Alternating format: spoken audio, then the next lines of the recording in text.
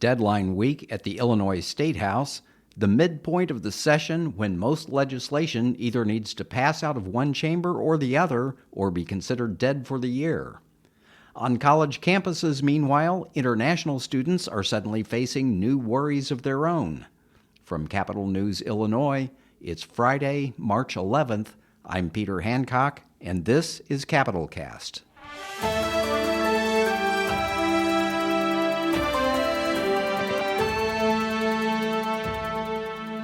Hello and welcome to Capital Cast, a regular podcast of Capital News, Illinois. It's been a busy week at the State House where both chambers were rushing to meet a Friday deadline to pass their non-budget bills and send them across the rotunda to the other chamber. But before we talk about all that, another significant story has been developing. Dozens of international students, we don't know exactly how many, who've been studying at colleges and universities in Illinois have gotten notices in recent days that their student visas are being revoked. It's been happening throughout the country as the Trump administration has gone after students and schools that he claims are engaged in political activism running counter to his administration's policies. Molly Parker, who writes for Capital News Illinois and who teaches at Southern Illinois University Carbondale, reported on this week, reported this week about where and how this is happening in Illinois. Molly, thanks for being here. Thanks for having me. So catch us up here. First of all, how many students do we think we're talking about here, and what campuses in particular are feeling the effects of this? It's hard to get a handle on the number. Some universities have been releasing the number of affected students who've had both their visas revoked, as well as, this is a little bit complicated, but the visa gets you into the country, and then there's another process that allows you to remain enrolled in school. And they're seeing, and this is unprecedented, that both the visas revoked and their status change and what's in this internal system that allows them to be here as a continuing student. And so some universities are telling us, we've seen it ranges from 5 to 10 or so per campus on those that have so far disclosed numbers. The University of Illinois, which has the largest international student population in the state, has said their students are affected, but has declined to give numbers. People we've talked to familiar with the situation said it is several dozen, at least 3 dozen, and I think that number is growing daily. So that was as of midweek. It's a very fluid situation, and it would make sense that they will have more because they just have a larger student population. So probably across statewide, I mean, I would say just based on a rough count of what I understand to date, that it's probably in the neighborhood of, at a minimum, 70 and probably more. It's just really hard to get definitive numbers on this. Okay, you mentioned University of Illinois Urbana-Champaign. Is it happening at Carbondale, at Chicago, any of the other schools around the state? Right. So the University of Illinois Urbana-Champaign certainly has the largest numbers, but we're seeing smaller numbers coming out of SIU Carbondale, SIU Edwardsville, where they said I think they've had about 9 students affected, students and recent graduates, University of Chicago, Northern Illinois University, and some others. Again, we haven't surveyed the whole system. Many schools have international students, small populations and large ones. Like I said, at U of I think they have in excess of 15,000 international students, but even on the SIU Carbondale and Edwardsville campuses, both each have just under 1,000 students. So it is a broad issue affecting a lot of schools, and just there's not a lot of information coming out yet. It's happening rapidly and in waves at different schools over the last few weeks and nationally, right? We just want to stress this is not just happening in Illinois, but Illinois has a very large population of international students. I think it ranks 5th nationally in the size of international students studying on its campuses. Right. And so in the last year, especially I'm thinking back to last summer, this past fall, there have been demonstrations on many campuses, including UIUC, pro-Palestinian demonstrations, demonstrations against the war in Gaza. And of course, university campuses are magnets for all kinds of protests. Is there any indication that the students who are getting their visas revoked, is it related to political activism, or is it maybe coming from somewhere else? All of this is just assumptions at this point. No one at any of the universities are saying the reasons why to date in Illinois their students are seeing their visas revoked. We know nationally that activism has been cited as some of the causes, and the Trump administration has explicitly said that they were going to go after students they believe to be disruptive and pro-Palestinian, going against the interests of the U.S. in their estimation, though they provide few details on what that will and will not mean. But on our campuses, we're not seeing reasons. And while University of Illinois Urbana-Champaign did have some protests that were on the larger side, more controversial, more contentious, a lot of the universities where we're seeing this happen did not. I can tell you Carbondale had a small protest or two, very minor as far as like the number of people there. I think the same on the Edwardsville campus. So I would be surprised if that's the reason for all of the visa revocations. We also know they're looking at or understand that they're looking at traffic violations or other citations, other types of things they may be saying are, a violation of their visas. But without information, it's really hard to know what's leading to this. And so what are the students themselves saying about what this does to life on campus and their academic studies and just, the general atmosphere and environment on college campuses? Well, it's really, again, a developing situation. And I think the international students in many situations are nervous to speak.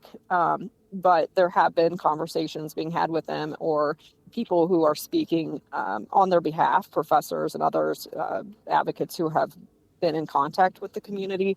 And I think it's had a chilling effect on them. I think many students are uncomfortable, are nervous, are worried that, a social media post they could have shared, or perhaps a traffic violation they've had, even if it's been several years ago, could result in their revocation. And then there's just also a lot of uncertainty. In the universities themselves are not necessarily being notified, and sometimes the students may not be either. And so I mentioned that there's a process for getting into the country, that's the visa, and then there's a process for staying here, which is your student status. And universities are now having to go in and check and see whose status has been removed, has been withdrawn. And so even the process and the communication is sort of all over the board. Sometimes students are being notified. Sometimes the university is just discovering it sort of by accident or by intention because they're now looking. And so that's, I think, really unsettling to folks, because if you don't have that status and your visa has been revoked and you're not made aware of it, or if you miss the communication somehow, I think the real fear that people have is that they could then be detained. And that's, some international students are just choosing to leave the country rather quickly. Do the students have any legal recourse that they can take? Are there anybody stepping forward to help them out? Well, I think it's all happening so fast that the legal response is just trying to catch up with what's happening. There are some pending court cases. Some students are challenging the actions against them and have retained legal counsel. And I think universities are working to connect people to resources. And like I said, I think there's some cases, not necessarily in Illinois, but elsewhere, moving through the courts that could have far-reaching impact. But those details are, again, it's all happening so fast that it's sort of hard to get your arms around what the different options are. And some students, again, are choosing to just leave and work out with their legal representatives from their home country to avoid the risk of being detained or picked up by ICE. Okay. Molly Parker, a reporter from Southern Illinois University. Thank you very much for that update. Thank you, Peter.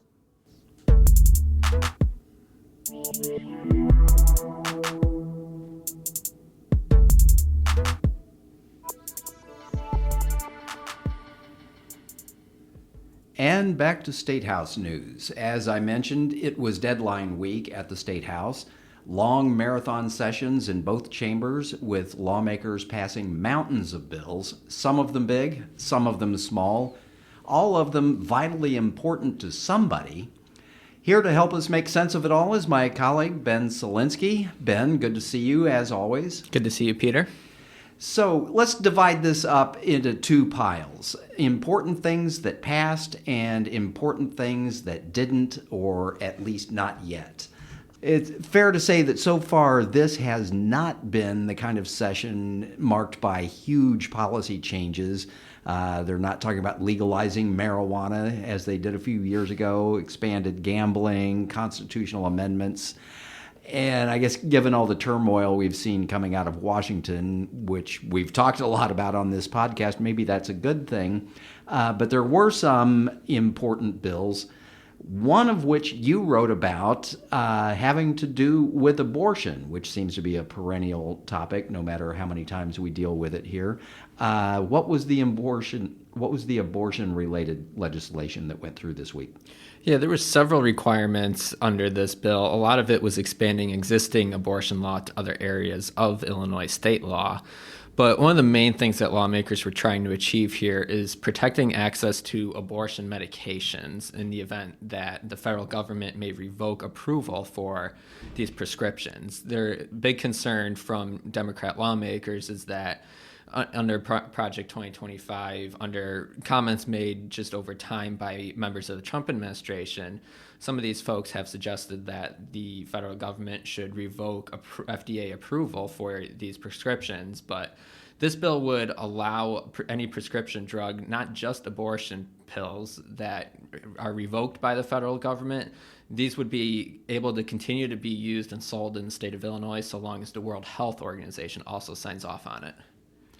So is this to say that we're putting the World Health Organization in charge of deciding what drugs can be dispensed in Illinois as opposed to the Food and Drug Administration, which we've always relied on up to this point? In a way, it certainly seems like that, and that was Republicans' argument why this bill is a bad idea. There was Republican lawmakers who said that there was a reason the FDA signs off on approval for drugs in the United States, and we should continue to honor that process, even if they decide that they should remove something that another global governing body supports.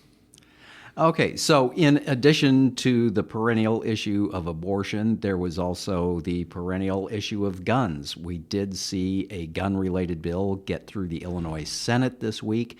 This one having to do with safe storage, a requirement that gun owners keep their weapons locked and secured if it's reasonable to believe that a child could access that gun. Then it needs to be kept locked in a cabinet or in some sort of facility that is child-proof or child-resistant. And still, it was a partisan bill, had Republican opposition, and do you know what the basis of that opposition is? Yeah, a lot of it was just the typical, Republican lawmakers are never happy with anything that's going to place restrictions on gun owners. But there's also concerns, though, regarding penalties in this legislation that could, potentially subject people to losing their FOID card, for example, if they aren't properly storing their guns properly. So that's a big issue, but they also had concerns about recent Supreme Court decisions in the Brune case out of New York and the Rahimi decision, which said that courts can make rulings to determine that you are mentally unfit to own a firearm or can have them temporarily removed. So their concerns were that they don't believe that this piece of legislation is compliant with those cases. They think it goes too far and kind of ignores some of the due process claims that Republicans usually typically bring up in these cases. Okay, and then there were a pair of bills that relate to local news here in the Springfield area. Last year, a young black woman, Sonia Massey, was shot and killed by a sheriff's deputy in her home while she was unarmed. A young woman who appeared to suffer from some mental health issues. Sheriff's deputies had responded to a call of a suspected prowler outside of her house. one thing led to another. She was shot and killed, which was extremely upsetting to the Sangamon County community at large, and led to the resignation of the county sheriff as well as a citizens commission to look into the matter and see to make recommendations to prevent anything like that from happening again. A pair of bills came out of the Senate sponsored by the local senator here, Doris Turner. Talk to us a little bit about what those bills do. Yeah, she had two bills. One that follows up on a Capital News Illinois investigation from last year where we took a look at Sean Grayson, the deputy in this case, his background. He came from a really troubled employment situation. At several of his previous employers, he had a lot of complaints about misconduct, not listening to supervisors. A supervisor, when he worked for the Logan County Sheriff's Office, even remarked that it's almost shocking that he was still employed. But the issue is those investigations and those complaints largely went away when he was hired by Sangamon County. He left those jobs and left those internal investigations behind.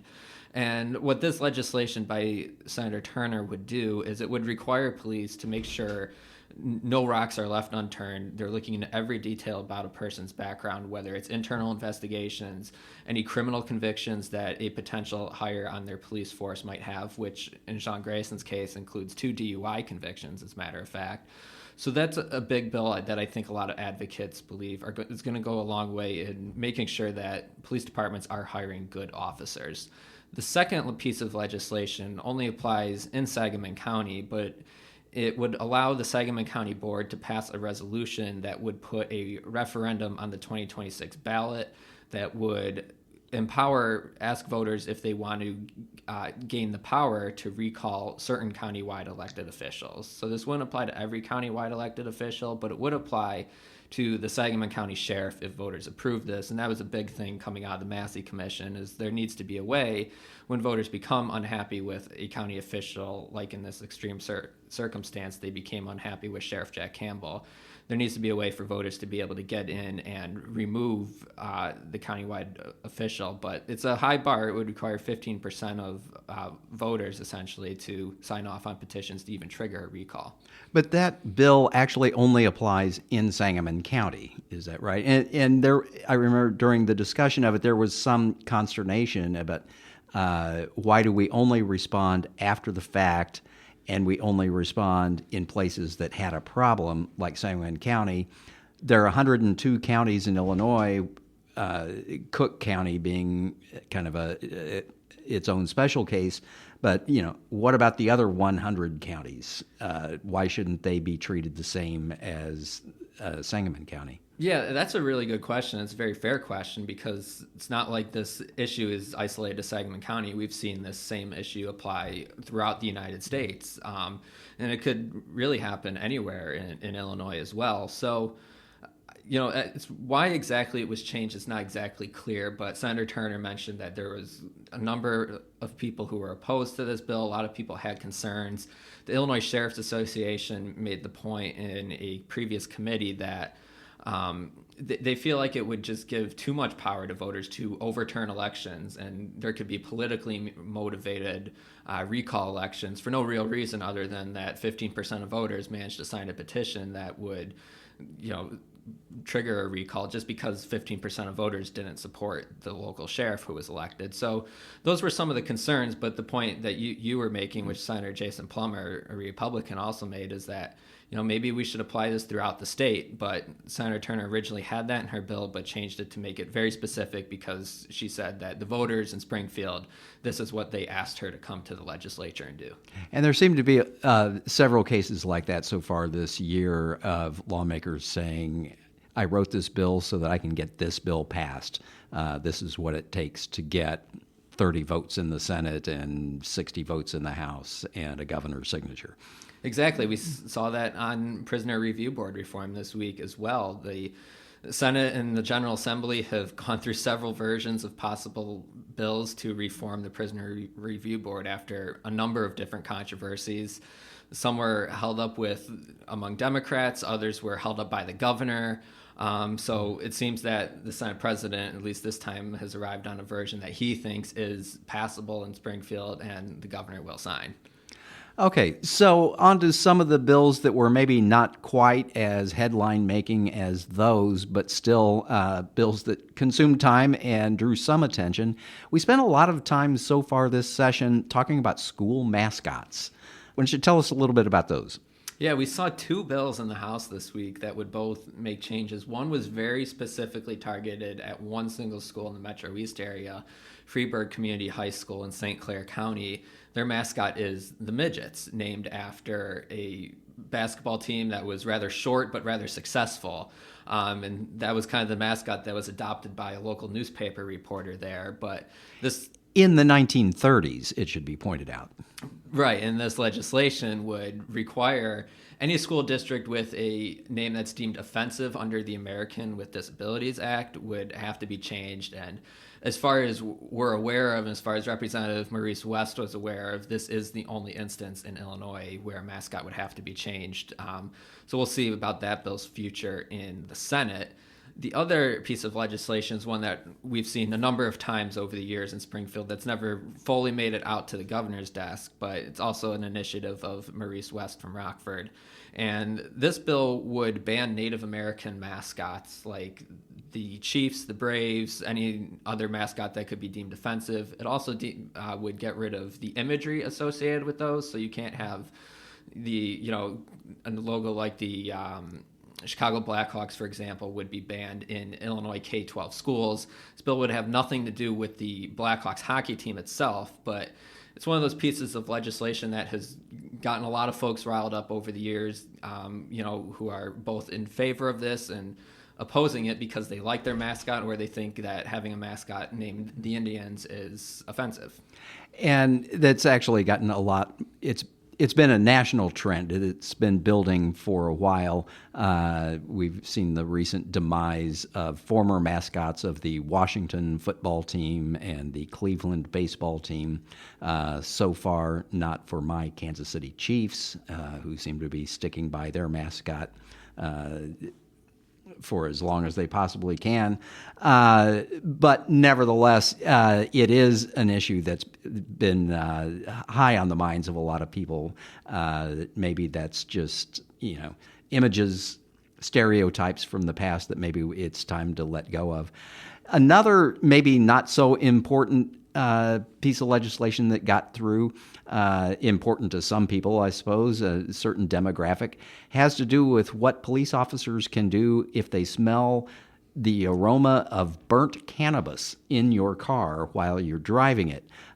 Burnt cannabis is being distinguished from raw cannabis. Can you tell us a little bit about this? This actually came out of some Supreme Court rulings.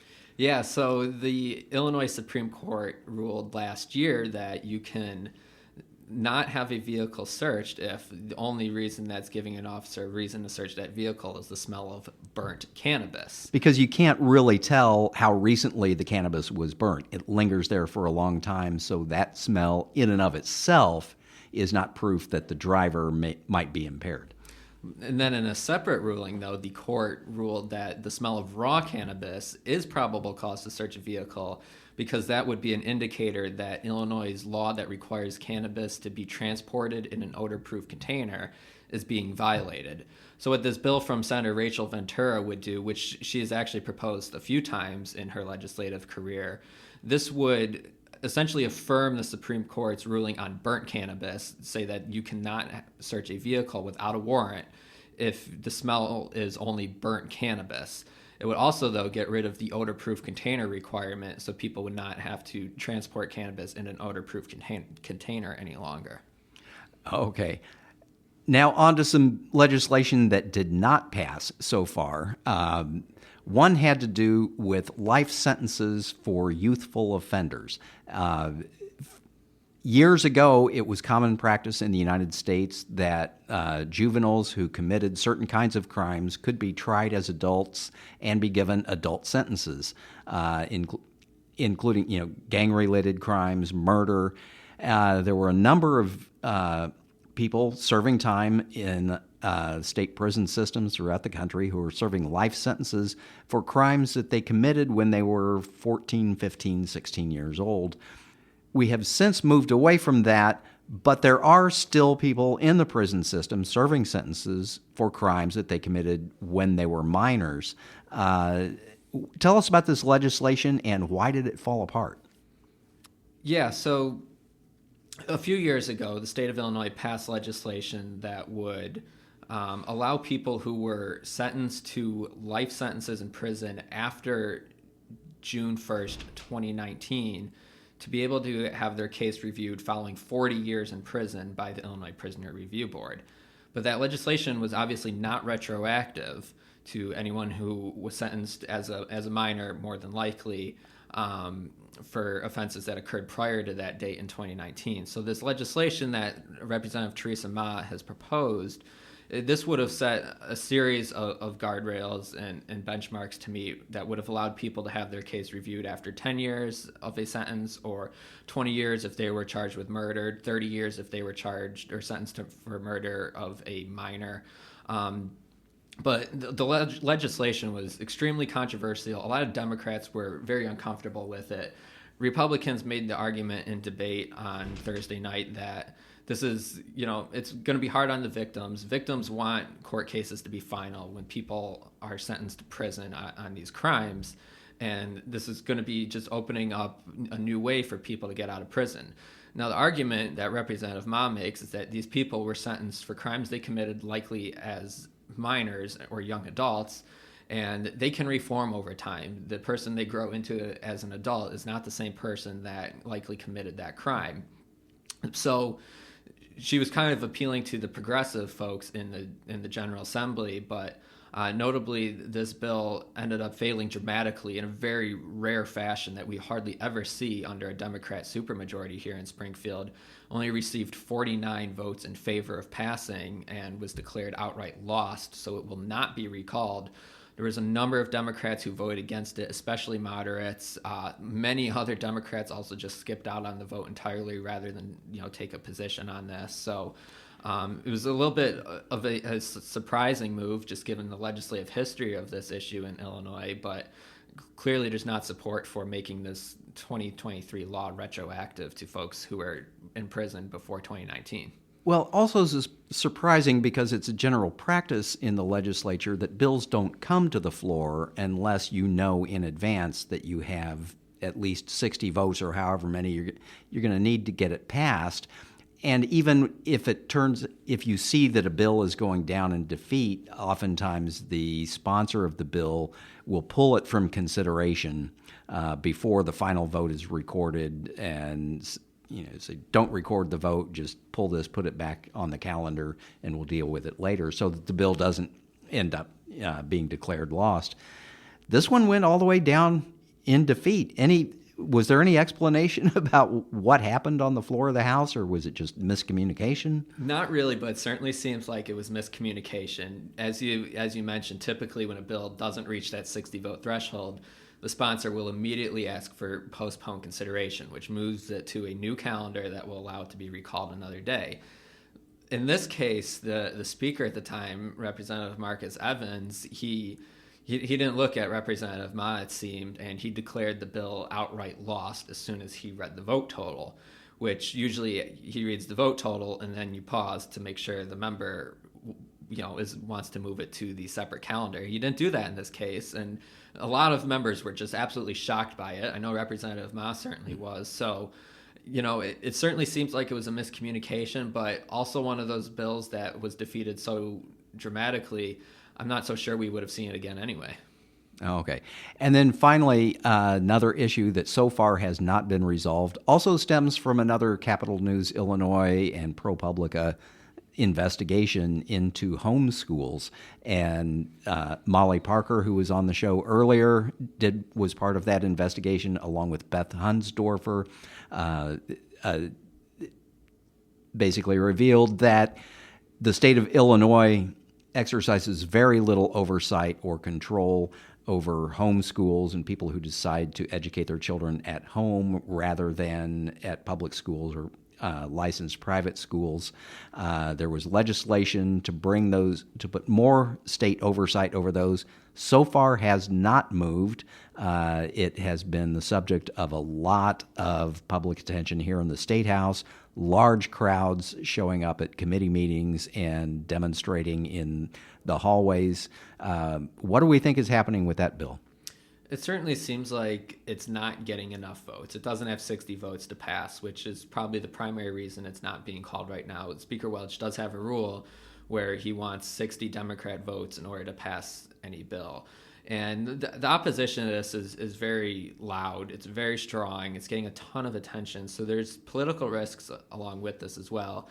Representative Tara Costa Howard, she's amended this bill. She's made some changes to appease a lot of the concerns that were around it, but she said that one of the other big issues that she believes is happening is a lot of misinformation driven by Republican lawmakers about what this bill would do. She gave a floor speech on Friday saying just as much, and that's exactly why she's holding the bill, and she intends to continue working on it, but is hoping that it's going to pass at some point. So the future of this bill is very uncertain. We expect probably more changes if we see it again.